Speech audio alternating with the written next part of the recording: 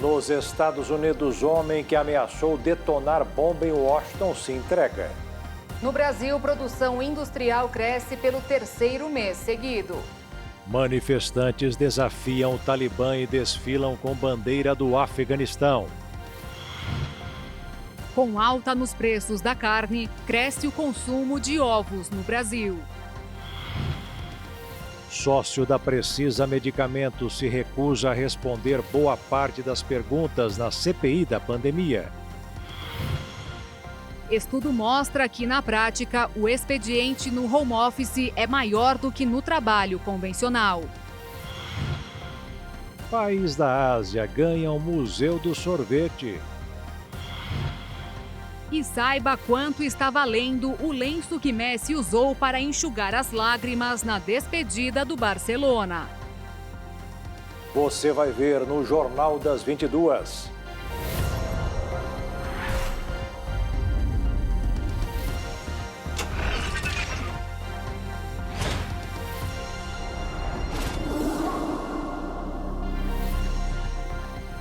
Olá, boa noite. Boa noite.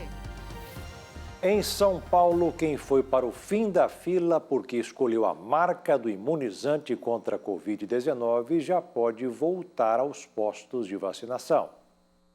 Os chamados sommeliers de vacina, que se recusaram a tomar o imunizante por causa do fabricante, já podem voltar aos postos para receber a primeira dose da vacina contra a Covid-19.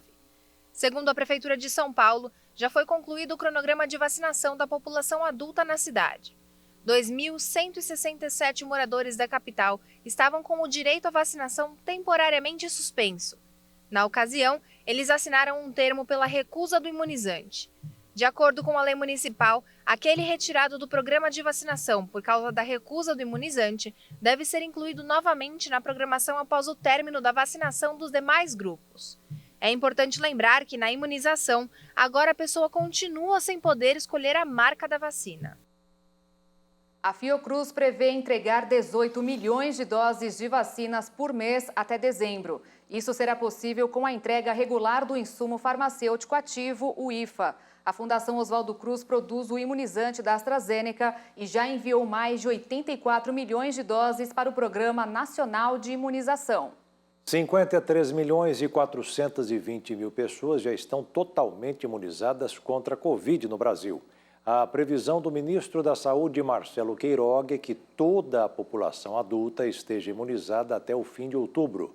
Hoje, o país registra 173 milhões 492 mil 183 doses aplicadas, segundo o levantamento da Universidade Rice, com informações das Secretarias de Saúde dos Estados e do Distrito Federal.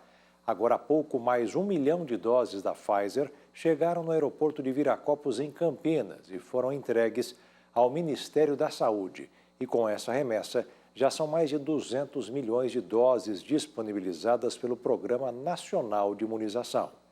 E no ranking mundial, segundo a Universidade de Oxford, mais de 4 bilhões e 840 milhões de unidades de vacinas anti-Covid já foram aplicadas.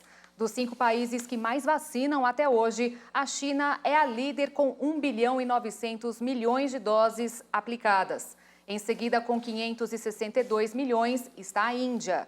Na terceira posição são os Estados Unidos, com 358 milhões de doses aplicadas. O Brasil, em quarto lugar, que no levantamento de Oxford ainda aparece com 168 milhões de aplicações. E na quinta posição aparece o Japão, com 114 milhões de vacinas aplicadas. De acordo com o Ministério da Saúde, mais 979 mortes por Covid foram registradas nas últimas 24 horas e mais 36.315 novos casos. Veja agora os números da pandemia. O mundo contabiliza mais de 209 milhões 854 mil casos de coronavírus e ultrapassou os 4 milhões 401 mil mortes. Os Estados Unidos romperam a barreira dos 37 milhões 262 mil diagnósticos e tem um total de 624 mil 875 óbitos. A Índia tem mais de 32 milhões 322 mil testes positivos registrados. O Brasil passou dos 20.494.000 casos e registra 572.641 mortes. A França rompeu a marca dos 6.635.000 contaminações. E a Rússia tem mais de 6.592.000 casos de Covid. A vacina da Pfizer perde a eficácia mais rápido que a da AstraZeneca contra a variante Delta. Um estudo apontou que após 4 meses, a proteção das duas vacinas diminui. A vacina dos laboratórios Pfizer-BioNTech se mostrou mais eficaz na luta contra os casos relacionados à variante Delta do que a desenvolvida pela Oxford AstraZeneca. Mas essa eficácia desaparece mais rapidamente. Entre dezembro de 2020 e agosto de 2021, os cientistas da Universidade de Oxford examinaram amostras de quase 700.000 pessoas. A análise permitiu estabelecer que as pessoas que receberam as 2 doses da AstraZeneca estão protegidas contra a variante Delta do coronavírus em 67% um mês depois, 65% 2 meses depois e 61% 3 meses depois. Já uma pessoa que recebeu a 2ª dose da Pfizer, após um mês, estava 90% mais protegida contra a variante Delta do que uma pessoa não vacinada. O percentual caiu para 85% 2 meses depois e para 78% 3 meses depois. E após 4 ou 5 meses, o nível de proteção oferecido pelas 2 vacinas é similar, segundo o estudo que ainda não passou por uma revisão. Para os pesquisadores, estes dados representam um retrocesso da eficácia da vacina da Pfizer. Já para o imunizante da AstraZeneca, as diferenças entre um mês e outro são mínimas. Isso significa que pode não existir nenhuma mudança em relação à proteção. Apesar da leve queda do nível de proteção, a eficácia global das 2 vacinas continua sendo muito elevada. Já um estudo feito por uma empresa do setor de saúde em Israel apontou que a 3ª dose da vacina da Pfizer tem eficácia de 86% em pessoas com mais de 60 anos. Foram 37 casos em 150.000 pessoas que receberam a dose de reforço. Desde julho, Israel aplica essa dose extra em idosos. E veja depois do intervalo que a produção industrial volta a crescer. E ainda, com a carne mais cara, brasileiro consome mais ovos.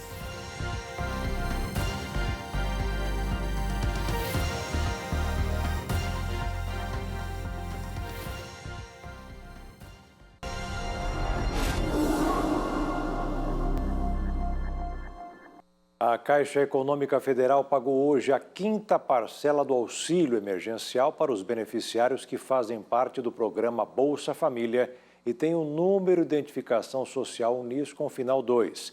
A 6ª parcela do benefício para esse grupo será depositada no dia 20 de novembro.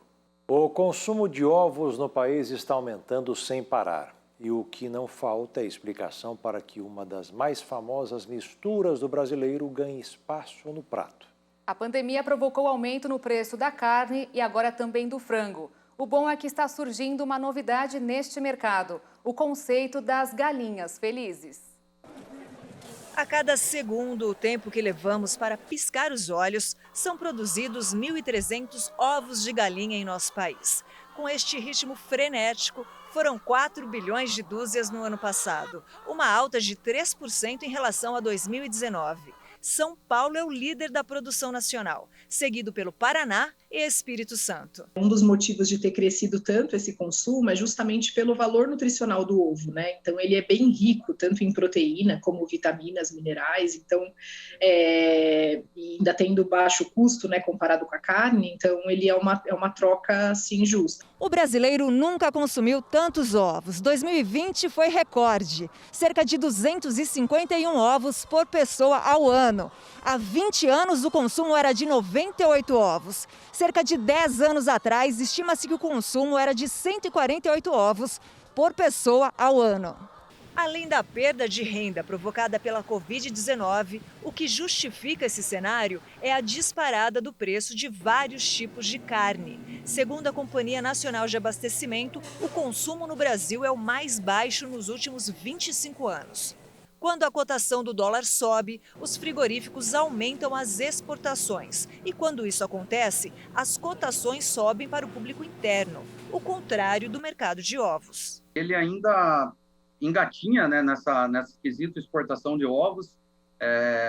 Quando comparado à carne de frango, que é amplamente quase metade do que a gente produz é exportado, os ovos ele não chega a 0,5% de exportação. Agora surgiu uma previsão nada agradável. O preço do ovo de galinha, que já foi reajustado em consequência da maior procura, deverá subir mais 8% até o fim do ano.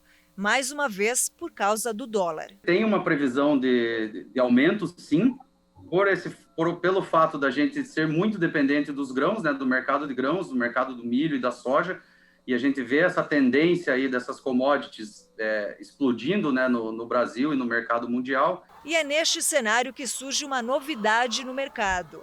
O modelo tradicional de produção está perdendo espaço. O sistema que dispensa e rejeita qualquer tipo de confinamento em gaiolas começou a merecer atenção no Brasil. O ovo convencional, a galinha é criada em gaiolas. Então ela nasce, produz a vida inteira e morre dentro daquelas gaiolas. O sistema que dispensa e rejeita qualquer tipo de confinamento em gaiolas começou a merecer atenção no Brasil. O conceito é chamado de galinhas felizes. Elas ficam a manhã inteira pastando, comendo folhinha, comendo alguma fruta, às vezes verdura que a gente fornece para elas. Quando ela tem a sensação que ela vai botar ovo, ela volta aqui para o galinheiro, sobe no ninho, bota o ovo e sai novamente para pastar.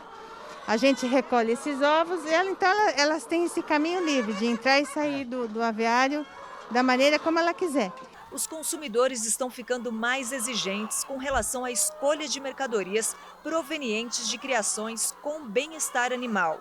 Além deles, ONGs e grandes redes de restaurantes estão direcionando o foco para produtos gerados com empatia e um manejo mais responsável.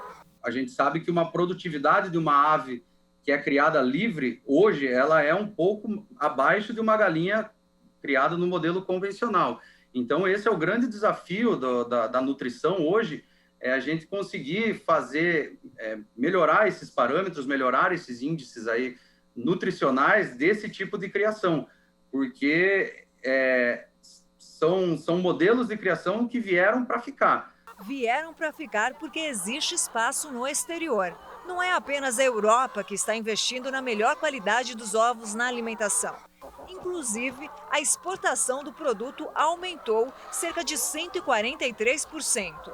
É por isso que a HSI, uma organização que trabalha pelo fim da criação de galinhas em gaiolas, calcula que mais de 50 empresas brasileiras já anunciaram investimentos nos ovos produzidos pelas galinhas felizes. Isso realmente pode interferir na qualidade do ovo? Sim, porque as de granja normalmente têm uma alimentação, né, um pouco mais, a questão do agrotóxico, né, muito mais, às vezes até antibióticos ou substâncias químicas, então não são legais. Quando ela é criada solta e com uma alimentação mais natural, a galinha, esse ovo ele fica mais rico nutricionalmente, né, e sem aditivo químico que prejudica a absorção dos nutrientes. Então, a indicação é sempre o mais, se a gente conseguir um ovo, por exemplo, caipira e orgânico, seria, né, assim, o ideal pela questão da alimentação da galinha, por ter esse controle, né? Então, é mais indicado, isso faz diferença, sim. Nesta quinta-feira, o dólar fechou em alta de 0,87%, influenciado pelas incertezas com a política monetária dos Estados Unidos e pelo contínuo desconforto na cena fiscal doméstica. Encerrando o dia, cotado em R$ 5,422 na venda, maior patamar desde 4 de maio. Com o resultado de hoje, a moeda norte-americana passou a acumular alta de 4,08% no mês e no ano, de 4,53% ante o real. O Brasil foi o principal destino de investimentos do Banco Mundial na América Latina e o quarto no mundo. Entre julho do ano passado e junho deste ano, o IFC, braço de investimentos da instituição, destinou 2 bilhões 800 milhões de reais ao Brasil para apoiar projetos e o enfrentamento aos efeitos da pandemia. Isso equivale a 15 bilhões de reais. O governo federal aderiu ao Pacto Nacional pela Primeira Infância. De Brasília, Jaqueline Fonseca tem as informações. A adesão do governo federal ao Pacto Nacional pela Primeira Infância foi anunciada pelo ministro da Economia, Paulo Guedes, em um seminário virtual realizado pelo Conselho Nacional de Justiça nesta quinta-feira. O objetivo da ação é reduzir a vulnerabilidade social e garantir os direitos das crianças de 0 a 6 anos de idade.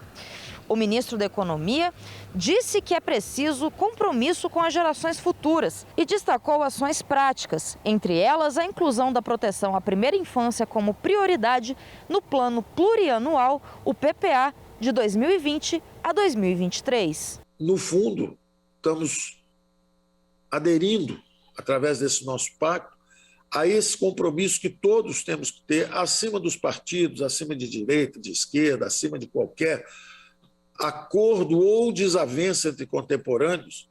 O que não pode haver é justamente não aderirmos a esse pacto com o futuro do país, o amanhã, que é a primeira infância. Os jovens formam os sistemas neurais, o desenvolvimento do cérebro, o desenvolvimento afetivo, o desenvolvimento social, a formação para a cidadania, mais cedo ou mais tarde, vai depender de todo esse afeto e toda essa proteção que o jovem tenha recebido hoje.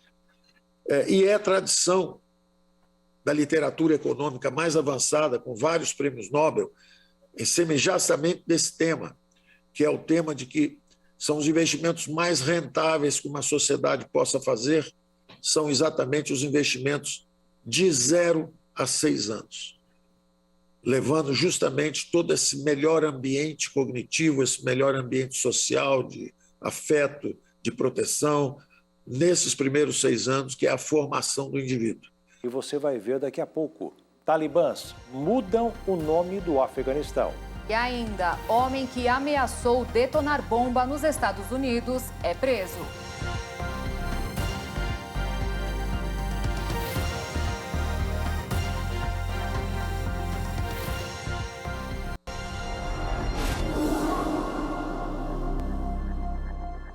O sócio e proprietário da Precisa Medicamentos, Francisco Maximiano, foi ouvido nesta quinta-feira pela CPI da pandemia. Os senadores também aprovaram 187 requerimentos de quebra de sigilo financeiro e fiscal de empresas ligadas à disseminação de notícias falsas.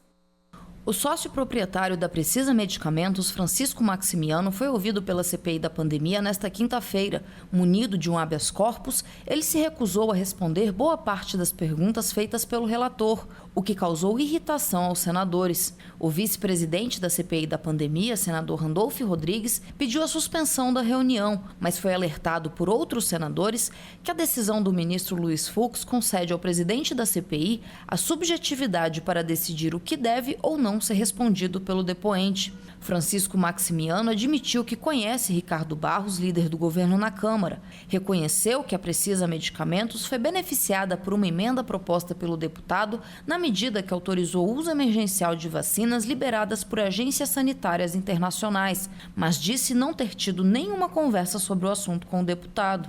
Sobre a negociação da vacina indiana Covaxin, disse que o valor foi determinado pela Bharat Biotech, que tem política internacional de preços. Porque o preço da Covaxin é cerca de 50% mais alto que a das outras vacinas adquiridas pelo Ministério da Saúde, como da Pfizer, inicialmente comprada a $10 e $12 no segundo contrato, e a Coronavac, $10. Senador, quem determina o preço de venda da vacina não é a Precisa, e sim o seu fabricante, a Bharat Biotech, que tem uma política internacional de preços, e nós conseguimos que ela fosse praticada no seu piso para o governo brasileiro, com frete, os seguros e todas as despesas incluídas. Afirmou ainda que o contrato que a Precisa Medicamentos tem com o Ministério da Saúde é referente a preservativos femininos. O direito ao silêncio é um direito assegurado que a CPI garantirá ao depoente. naqueles fatos que claramente possam lhe autoincriminar.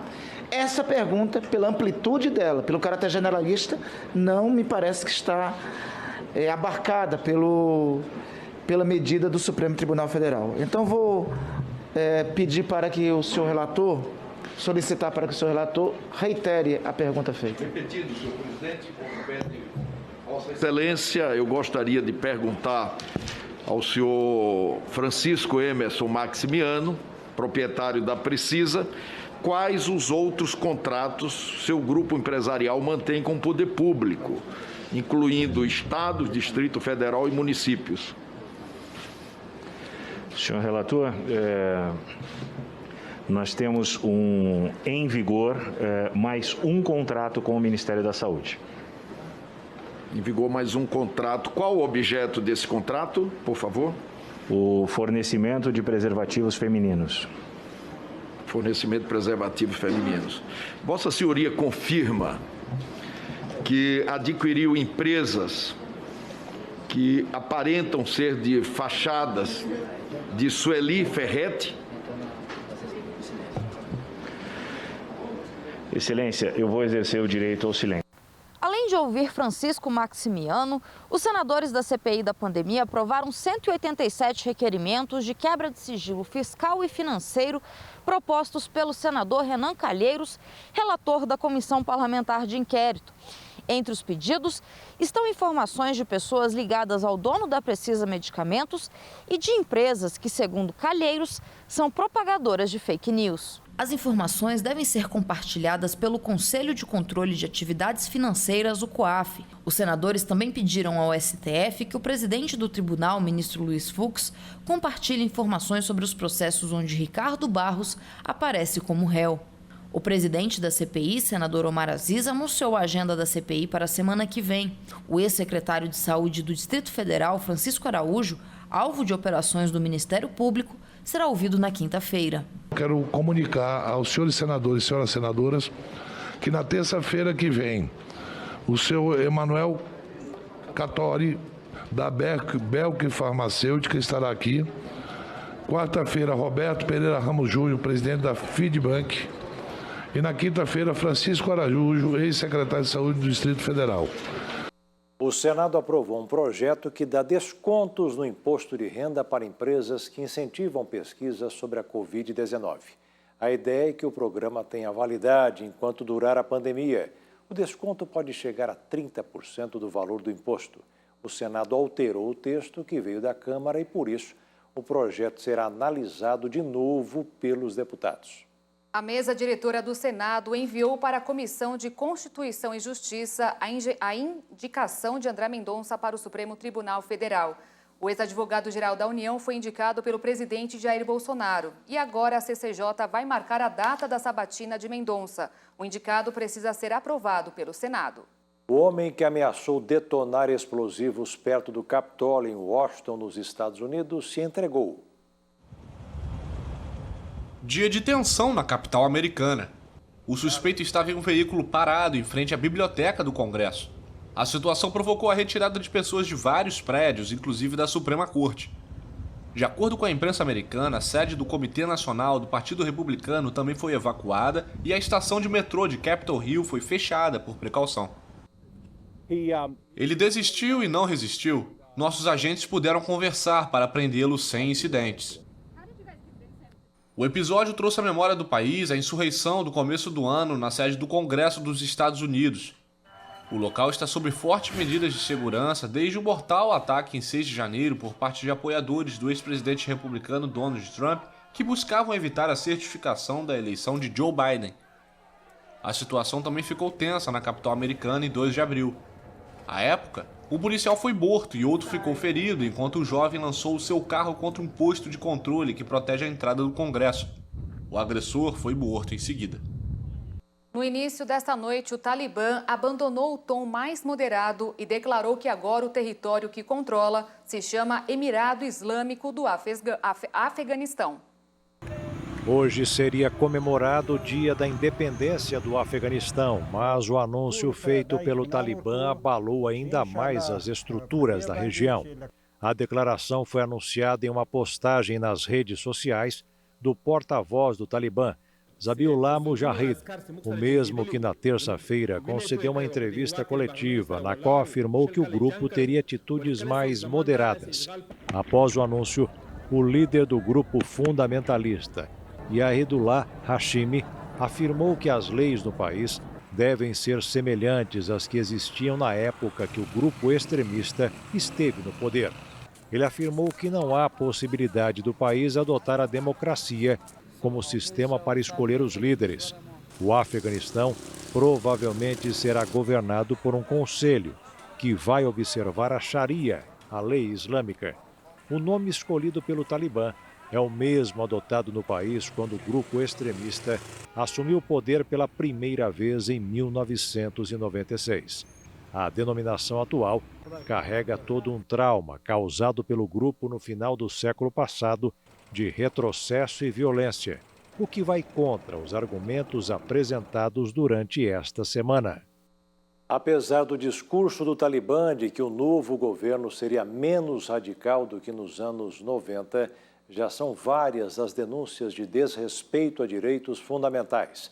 Uma âncora da TV estatal afegã denunciou que foi impedida de entrar na emissora pelo porta-voz do grupo extremista. Uma âncora de notícias da televisão afegã teve o acesso negado à emissora para a qual trabalha como resultado da tomada do país pelo Talibã. Shabnam Daulhan, uma âncora do canal estatal RTA Pushto, disse que foi orientada a voltar para casa 2 dias após um membro dos rebeldes conceder uma entrevista a outra jornalista mulher para o canal Tolo TV. Sou Shabnam Daulhan, trabalho como jornalista há 6 anos no Afeganistão. Eu fazia parte da RTA afegã ou da TV Nacional, minha última missão. Não desisti após a mudança de sistema e fui para o meu escritório, mas infelizmente não fui autorizada, apesar de mostrar o cartão de lá. Funcionários masculinos, aqueles com cartão, tiveram permissão para entrar, mas me disseram que eu não poderia porque o sistema foi alterado. Aos que me ouvem, se o mundo me ouve, por favor, nos ajude. Nossas vidas estão sob ameaça. A denúncia da âncora veio no momento em que o movimento fundamentalista islâmico garante que as mulheres teriam permissão para trabalhar sob seu governo. Mas na quarta-feira, o Comitê para a Proteção dos Jornalistas condenou episódios de violência por parte dos talibãs contra a imprensa. O órgão afirmou que os rebeldes realizaram buscas nas residências de pelo menos 4 jornalistas e trabalhadores da mídia, 3 deles de uma rede alemã. De acordo com o comitê, os trabalhadores não estavam em casa durante as operações e estão escondidos. O Observatório da Unesco registrou 7 mortes de jornalistas no Afeganistão desde o início do ano. Em um sinal de desafio ao regime talibã, manifestantes afegãos tomaram as ruas com bandeiras do país para lembrar o Dia da Independência. As incertezas sobre a postura do movimento talibã após tomar o poder no Afeganistão não impediram que manifestantes em várias partes do país celebrassem o Dia da Independência. Grupos tomaram as ruas de Cabul e outras cidades munidos de bandeiras nacionais tricolores afegãs, mesmo após o regime talibã erguer sua própria bandeira branca em edifícios oficiais. A manifestação contou com a participação de mulheres e foi vigiada nos arredores da capital pelo grupo extremista. Exijo que a comunidade internacional, o Conselho de Segurança, volte sua atenção para o Afeganistão e não permita que as conquistas dos últimos 20 anos sejam desperdiçadas. Desde a declaração de independência dos britânicos em 1919, o Afeganistão teve dezenas de bandeiras. A última foi adotada em 2013 e tem 3 faixas, preta, vermelha e verde, com o emblema nacional em branco ao centro. Na quarta-feira, os talibãs dispersaram usando munição real dezenas de afegãos em Jalalabad que agitavam a bandeira nacional. Mas, nesta quinta, os talibãs divulgaram um comunicado reconhecendo o Dia da Independência do Império Britânico. A bandeira talibã é branca, com a declaração de fé islâmica. O Haiti registrou novos tremores na noite de ontem, de magnitude 4,9 graus. Segundo o Instituto dos Estados Unidos, os abalos foram sentidos no sul do país, mesma região afetada pelo terremoto do final de semana. Segundo o último balanço, o número de mortos subiu para 2.189. 12 mil pessoas ficaram feridas. A situação deixou os hospitais no limite. Para facilitar o acesso a bares e restaurantes, o departamento de Gironde, na França, criou uma pulseira que vai funcionar como um passe de saúde. Serão cerca de 20 mil pulseiras disponibilizadas nos locais turísticos mais populares da região, na esperança de torná-lo muito mais rápido para restaurantes e clientes regulares, para evitar que eles precisem pedir o passe de saúde mais de uma vez ao dia. De acordo com Laurent Fournier, presidente de Comércios e Indústrias Hoteleiras local, a necessidade de apresentar o certificado da aplicação das 2 doses da vacina contra a Covid para entrar no estabelecimento provocou uma queda perceptível de atividade. Então, a partir do momento que os clientes mostrarem esse certificado e comprovarem sua identidade, o passe de saúde será considerado válido e a pulseira de uso único poderá ser fornecida, assim como a permissão de entrada e saída do estabelecimento. Laurent acredita que com as pulseiras, os locais não perderão tempo checando os certificados e nem os clientes para entrar, sair e voltar. E veja a seguir, brasileira é campeã de skate em Paris. E você vai saber quanto custa um lenço usado por Messi.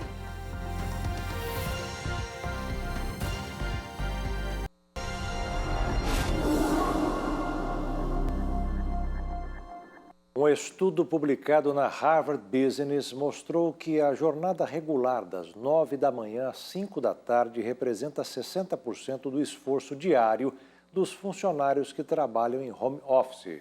Segundo o relatório, os funcionários trabalham durante a noite nos intervalos, realizando tarefas como responder mensagens instantâneas, atendendo telefonemas e respondendo a e-mails.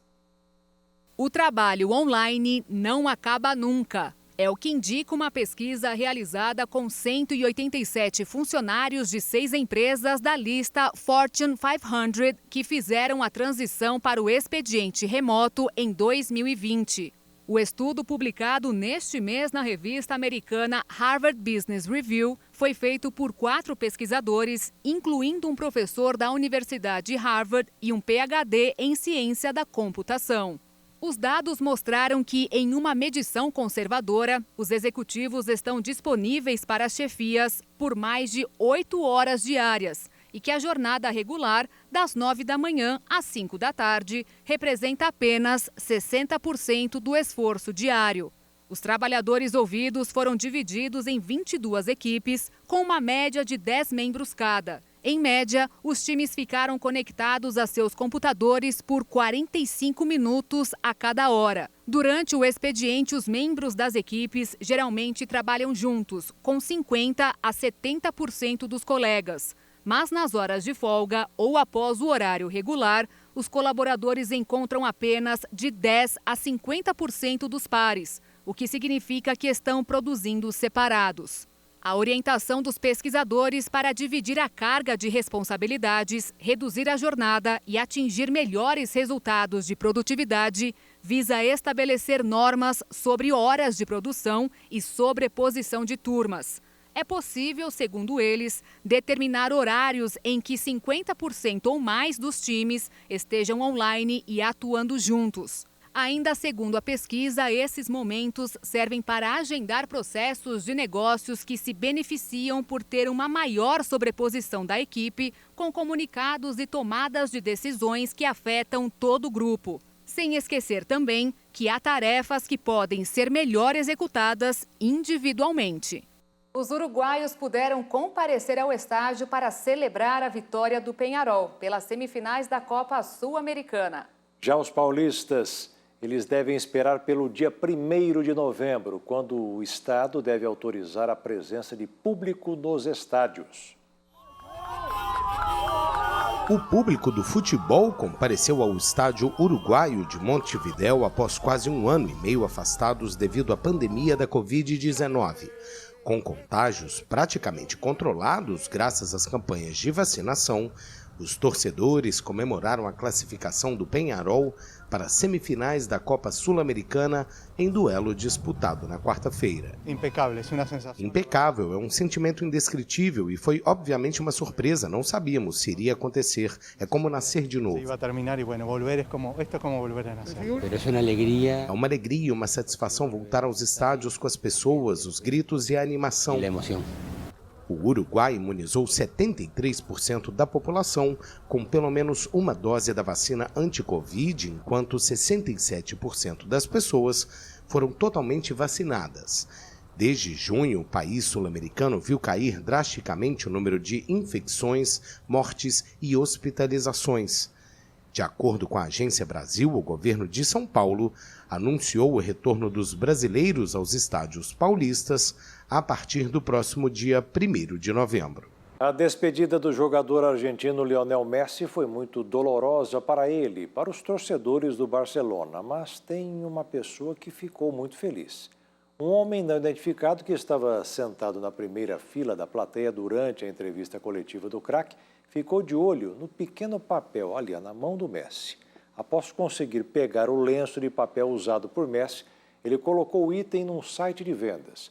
O artigo foi anunciado por $1 milhão, o equivalente a cerca de 5 milhões de reais. O vendedor afirma que o lencinho conteria o material genético do astro, mas o produto não é mais encontrado no site. Não se sabe se foi retirado ou se alguém muito rico e fã de Messi comprou o lencinho. A brasileira Letícia Buffoni é a campeã do Paris Conquest, o primeiro torneio de skate street após os Jogos Olímpicos de Tóquio. O evento reuniu não só a elite de skatistas da modalidade street, mas também o público. Com o avanço da vacinação e o afrouxamento das medidas sanitárias, as pessoas puderam acompanhar a vitória da brasileira em solo francês. Buffoni, que não conseguiu se classificar para as finais dos Jogos Olímpicos do Japão, garantiu o título na grande decisão ao bater Eugênia Gnepro, da Argentina, e Charlotte Hin, da França. A competição teve início na terça-feira com as preliminares e a brasileira passou com facilidade no primeiro dia. Na grande final, Letícia Buffoni não sentiu a pressão do público, que torcia pela representante francesa. Com manobras ousadas, ela venceu com facilidade a competição e mostrou por que é uma lenda na modalidade.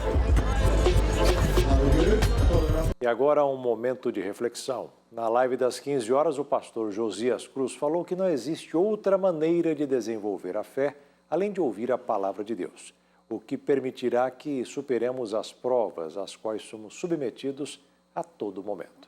Tem muita gente que ouviu a palavra, que recebeu a fé, porém, segundo a Bíblia Sagrada, ela não conservou a fé nelas. E com o tempo, eles naufragaram, perderam a fé. Então, olha só como é que Deus tem cuidado e tem nos alertado. A todos que ouvem a palavra recebem a fé. A fé vem por ouvir a palavra de Deus. Já falei que não tem outra forma de se receber a fé se não for ouvindo a palavra de Deus. A fé não é trincar os dentes, cerrar os dentes, né, e dizer bem forte, eu tenho fé. A fé vem e é uma convicção. Não precisa barulho, não precisa nada, você simplesmente acredita, crê. Isso é fé. Você pode até não ver o milagre, não sentir o milagre, mas você crê. E você confessa aquilo que você crê e não o que você sente ou vê. Isso é fé.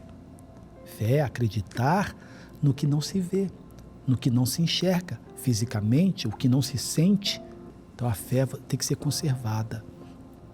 Ela não pode acabar, ao contrário, você precisa sempre estar se reabastecendo, ouvindo, não deixando de ouvir, porque é por ouvir e ouvir.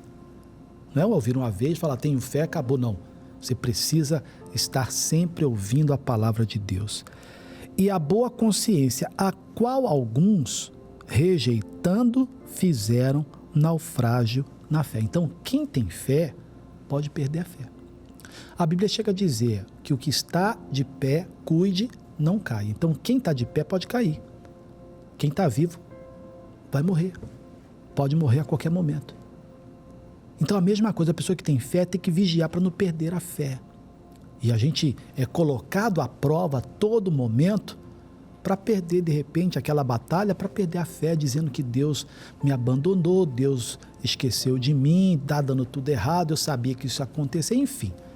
Então, precisamos conservar de que forma? Sempre ouvindo as palavras de Deus. E quem conserva a palavra de Deus será levado à vitória. Vai ser levado ao milagre, à bênção de Deus, ao resultado positivo. Então, quem não tem fé não vai conseguir. Não adianta, não é por força nem por violência. E o Jornal das 22 termina aqui. Obrigada pela sua companhia, um ótimo fim de noite e até amanhã. Boa noite, fique na paz. Tchau.